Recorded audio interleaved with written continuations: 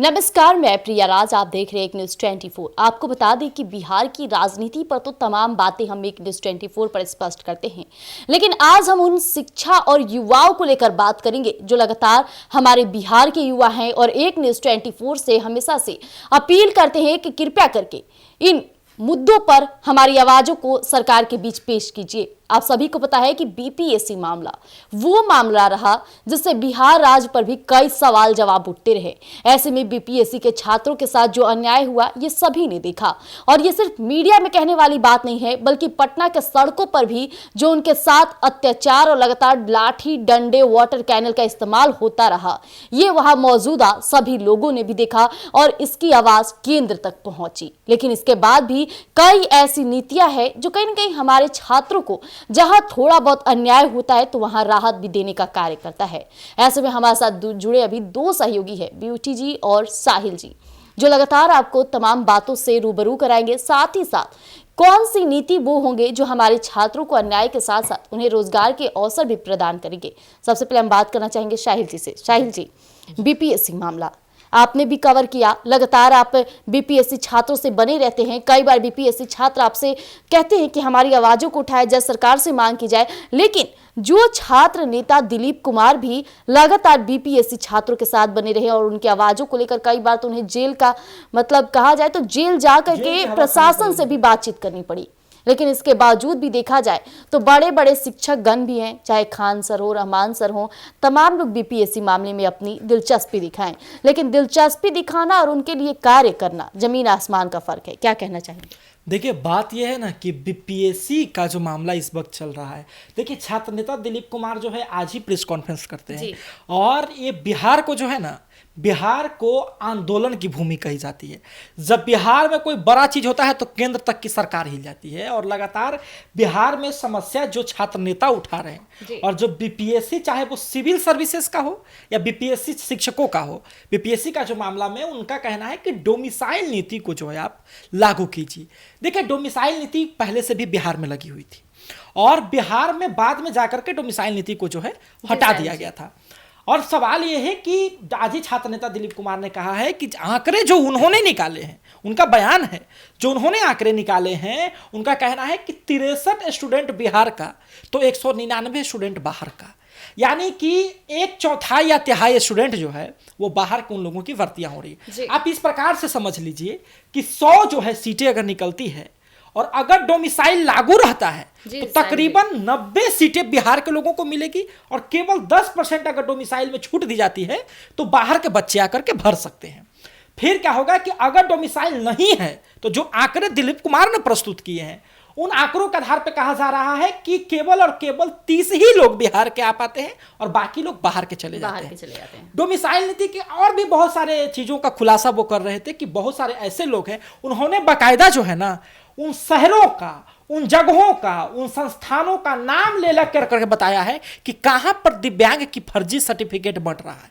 दिव्यांग की फर्जी सर्टिफिकेट समझिएगा, अगर किसी व्यक्ति का हाथ कटा हो या पैर कटा हो या शारीरिक तरीके से किसी भी प्रकार से नुकसान, वो आम आदमी जैसा नहीं है, वो पढ़ा लिखा है, वो सक्षम है, वो पढ़ा सकता है, तो उनको अलग से रिजर्वेशन दी जाती है कि आप बाकी लोगों के लिए नहीं, आप हैंडीकैप है, आप दिव्यांग है, आपके लिए है। तो बहुत सारे लोग क्या कर रहे हैं, जैसा उनका कहना है कि बहुत सारे लोग फर्जी सर्टिफिकेट बनवा करके जो है दिव्यांग बन के नौकरियां कर रहे हैं।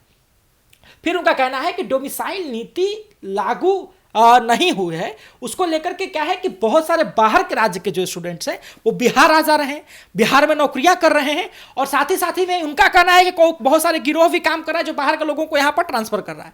दूसरी चीज क्या है ना कि बिहार के जो बच्चे हैं वो वंचित रह जा रहे हैं क्योंकि बिहार में रोजगार का और कोई बड़ा साधन है नहीं, बिहार में फैक्ट्रियां है नहीं, बिहार में और उच्च प्रकार के कोई प्लांटेशन है नहीं जहां पर बिहार के युवा काम करेंगे, तो सरकारी नौकरी उनके लिए आधार एकमात्र है। और डोमिसाइल को लेकर के काफी जो है कशमकश हो रहा है। अब इनका कहना है कि बाकी जो अन्य राज्य है, बाकी अन्य राज्य जब वो नोटिफिकेशन निकालता है तो कहता है कि 5 से 10% अदर राज्य के लोग ही आ सकते हैं, केवल 5 से 10%। अगर ये सीटें भर गई तो बाहरी लोगों का एंट्री नहीं है, लेकिन बिहार में ऐसा नहीं हो रहा है, बिहार में डोमिसाइल ही नहीं है तो जो है बाकी लोग आ रहे हैं। तो इनका कहना है कि प्रत्यक्ष रूप से और अप्रत्यक्ष रूप से, जैसे कहने प्रत्यक्ष रूप से यानी कि वो तो डोमिसाइल रहना ही चाहिए, और प्रत्यक्ष रूप से क्या है कि बाकी जो राज्य हैं वहां पर भाषाओं का महत्व दिया जाता है, यानी कि वहां की जो रीजनल भाषा है उनसे कुछ सवाल आते हैं। तो इनका कहना है कि बिहार की भी जो भाषा है, चाहे वो अंगिका हो, चाहे वो मगही हो, चाहे भोजपुरी हो, चाहे हिंदी, ठेठही, कई तरह के भाषा मैथिली बिहार में बोले जाते हैं।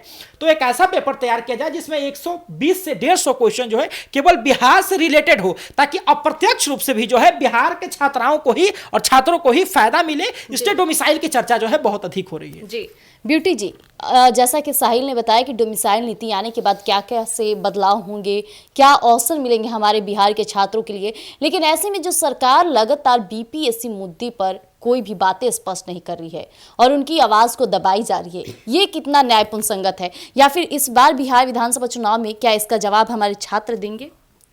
देखिए, सरकार लगातार न्याय की बातें करती है, छात्र के हित की बात करती है, लेकिन जब डोमिसाइल नीति की बात आई तो छात्र उनका कहाँ समर्थन कर रहे हैं, कहाँ उनका साथ दे रहे हैं। अगर हमारे बिहार में इतनी, जैसा कि साहिल जी ने कहा, प्लांटेशन की कमी है, बहुत सारे फैक्ट्री नहीं है, कि बिहार के लोग जाएंगे कहाँ, बिहार के छात्र रोजगार के लिए कहाँ जाएंगे। अगर एकमात्र डोमिसाइल नीति अगर लागू हो जाती है बिहार में, तो बिहार के कई छात्रों को, कई अभ्यर्थियों को इससे काफ़ी ज़्यादा लाभ मिलने वाला है, जिसको लेकर भी सरकार एक मदद भी नहीं कर रही है। अगर आप बीपीएससी का जितना ही मुद्दा देख लीजिए, उसमें भी लगातार वो संभावना ही देते नजर आए। तो अगर छात्र अगर चाह रहे हैं, देश की जनता चाह रही है, हमारे देश के बिहार के छात्र अगर चाह रहे हैं कि एकमात्र डोमिसाइल नीति आप लागू कर दीजिए, जिससे खासकर बिहार के कई छात्रों को काफ़ी ज़्यादा लाभ मिलने वाला है, तो सरकार को ये लगातार एक न्यूज़ 24 से भी हम लोग आग्रह करते नजर आते हैं, लगातार जनता भी अनुरोध करते नजर आती है कि सरकार हमारे हित में आखिर क्या कर रही है।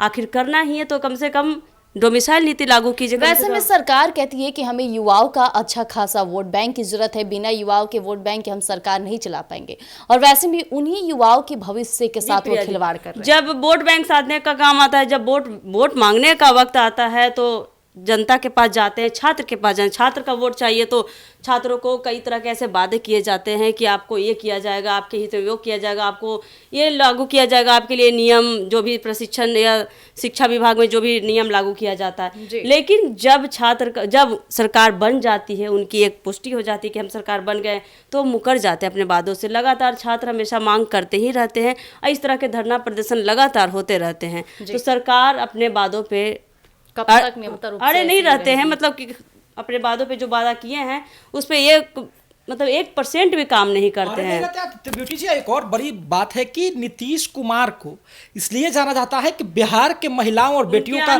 कल्याण करने के लिए, महिला सशक्तिकरण के लिए जो है, महिला सशक्तिकरण के लिए नीतीश कुमार ने बहुत कुछ किया है। इसके लिए मैं नीतीश कुमार को आभार प्रकट करता हूं, मुख्यमंत्री माननीय बिहार के।